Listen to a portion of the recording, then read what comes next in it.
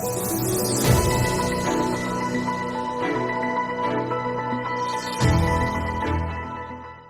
यह है कि 4 महीने पहले इनकी पत्नी और बेटे समेत गायब हुए हैं, जबकि थाना ने अभी तक एफआईआर नहीं लिया है। तो इस बाबत पर उनके पति से पूछते, जो कि जिनका नाम दिसंबर पासवान है, उनसे पूछते हैं कि क्या आप बीती है, पूरी आखिर मामला क्या है कहानी। क्या नाम है आपका? दिसंबर पासवान।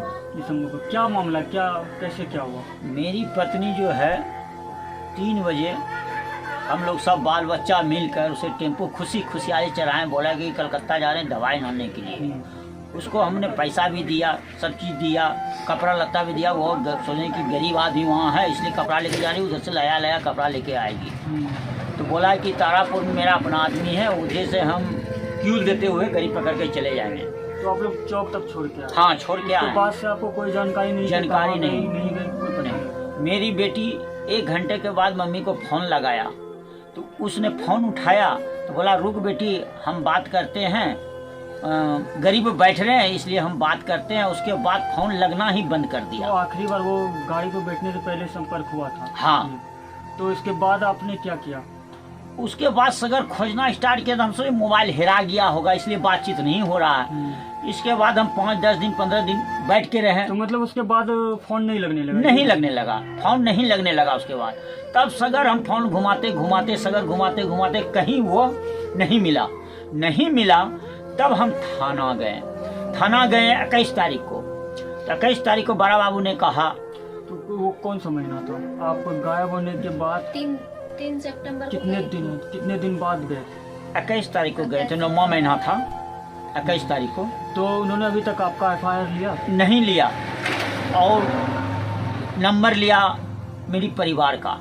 मेरा परिवार का नंबर लेके 1 दिन के बाद जो है वो रजिस्ट्रेशन करवाया। तो वहाँ से 3-4 आदमी का नाम निकला। तो बोला जाओ बिलासपुर में है, और बिलासपुर में नहीं मिलेगा छत्तीसगढ़ चले जाना।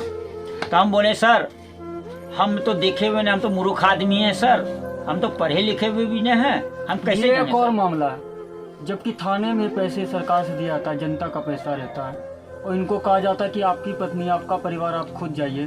तो ऐसे में सोचने वाली बात है कि थाना आखिर यहाँ है क्यों? क्या थाना यहाँ चूड़ी पहनने के लिए है? ये बड़ा सवाल है। जो काम उसका था छत्तीसगढ़ बिलासपुर जाना था, उनके पति को भेजा गया। और आप ये सोचिए अगर वहाँ कोई दुर्घटना होता या विपक्ष के लोग इनके साथ कुछ मारपीट करती तो उसकी जवाबदेही किसकी होती? तो अब बताइए कि उसके बाद आपने शिकायत की। हाँ। शिकायत के बाद आपको उसका कॉपी दिया गया जो कहा गया कि ये हो गया शिकायत, एफआईआर वगैरह सब जो हुआ कुछ नहीं किया गया। हुआ नहीं। अगर एफआईआर होता तो 24 घंटे के अंदर आपके घर वाले आपकी पत्नी आपके सामने होती। तो उसके बाद कुछ नहीं हुआ। तो हमारे गरीब आदमी है, हमारे पास पैसा नहीं था। एक आदमी जो है लाल कोठी के पास, उनकी नाम है बुच्ची जो है 5,000 बेचारा हमको गरीब आदमी ने दिया। तो हम सोच डर के मारे अकेला आदमी नहीं गया छत्तीसगढ़। तो हम 4 आदमी लेकर यहाँ से हमने गया। जाने के बाद क्या हुआ? जाने के बाद गए यहाँ से क्यूल से गाड़ी पकड़ के गए। तो 12 बजे रात में हम उतरे 2 तारीख को उतरे। उसके बाद 4 बजे से खोजना स्टार्ट किए बिलासपुर में नहीं मिला। तो एक टेम्पू वाला मिला, उसी का आदमी था। तो हम बोला भैया सब कौन रहे थे? बोले भैया देखिए इस आदमी को पहचानते हैं, कल के ला। तब उसने बात किया मुन्ना से, मुन्ना पासवान उसका नाम था। इस नंबर से जब बात किया, हमारा नंबर तो नहीं उठाया उसका। ये मुन्ना पासवान कौन है? अब कौन है हमको तो ये पता नहीं है मुन्ना पासवान कौन है। उसके बाद उसने बात किया, उसने धोखा मार कर बोला अरे मुन्ना भाई तुम्हारी गाड़ी कहाँ है, मेरा लोहा लक्कर है, इतना बेचना है। तो उसने कहा मुन्ना भाई ने कि मैं तो गाड़ी को बेच के छत्तीसगढ़ में रह रहा हूँ, इमरजेंसी आया हूँ 10 तारीख को यार। तो बोला कि यार चले जाओ बिलाई, हमको टेम्पू बोला, तुरंत बोला बिलाई जाओ 7 बजे गाड़ी पकड़ो। फिर 7 बजे गाड़ी पकड़े, वहाँ 4 आदमी, तब बिलाई उतरे, तब छत्तीसगढ़ में जाकर खोजना उसको स्टार्ट किए। 7 नंबर वार्ड राधा नगर 85 नंबर में खोजते खोजते थक गए। उसके बाद हम थाना गए, सपोल थाना में बोला कि ऐसे नहीं होगा, तुम लोग क्यों आए हो ऐसे? वो मोबाइल से देख कर तुमको जब को मार देगा, पीट कर देगा, जेल चले जाओगे, तो कौन बचाएगा? तुम्हारी सरकार वहाँ क्या कर रही है? कहले सर हम गए तो हमको छत्तीसगढ़ भेज दिया सर। कल के नहीं जाओ वहाँ एफआईआर करवाना, और वहाँ से पुलिस आएगा, यहाँ 1 दिन में पकड़ के दूसरा दिन तुम्हारे परिवार को भागलपुर पहुंचा देंगे। यहाँ का FIR तो नहीं लिया गया, लेकिन वहाँ से थाने से इनके नाम जरूर एक नोटिस भेज दिया गया। उस नोटिस की कहानी जानते हैं इन्हीं से। नोटिस हुआ है सर। उसके बाद 7 तारीख को गए तो हमने उसे बड़ा बाबू से कहा कि बड़ा बाबू परबत्ती से लेके नया टोला तक आप पूछताछ करते, हम मारपीट नहीं किए सर। उसके बाद हमको डांट कर भगा दिया, बोला जेल भेज देते भेजा देते। हम सोचे बाल बच्चा का फिर क्या हाल होगा सर, कटोरी लेके भीखे नहीं मांगेगा सर, क्योंकि तुम बहुत बकवास कर तो जेले भेज देंगे।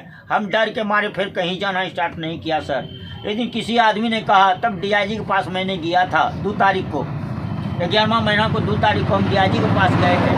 DIG ने लिया कॉपी, यार पूछा कि क्या हुआ, ये सर ऐसे करके जाओ काम हो जाएगा। अब उसी दिन मुंशी जो है विश्वविद्यालय का मुंशी हमको वहीं देखा था। उसके बाद मेरा कुंजी कता वो लिया, क्या बयान लिया, लिखित रूप से शिकायत लिया। हाँ शिकायत लिया। आप कहता है कि वो FIR है ये न है, निवेदन लिया गया है और निवेदन 11 तारीख को लिया है सर। नोटिस आपके पास आया? हाँ नोटिस आया, तो उसके बदला में फिर वकील को हम लिखा के उस नोटिस का जवाब भेज दिए हम कि ऐसी कोई बात नहीं है, हमने कभी मारपीट कभी कहने, आप आइए और यहाँ पूछताछ कर लीजिए सबसे। हम कभी मारपीट जीवन में, बच्चा बुतरू मेरा सब है, बाल बच्चा भी कांता न पढ़ने जाता न लिखने के लिए न कुछ करने जाता। सच्चाई है, ये पूरी तरह सच्चाई है। अब आप क्या चाहते हैं? हम तो चाहते हैं किसी तरीका से मेरे परिवार यहाँ चले आवे, भागलपुर चले आवे। तो कुल मिलाकर ये है कि कम से कम एक बार आमने सामने कराया जाए, ये इनकी भी मांग है। और उसके बाद जो होगा वो ये खुद से उसको एक्सेप्ट करेंगे कि मामला क्या है। कुल मिलाकर आप अब क्या चाहते हैं? आप आपकी क्या मांग है? हमारा मांग यही, प्रशासन से किसी भी तरीका से परिवार को यहाँ ले आवे और बाल बच्चा से मिलावे।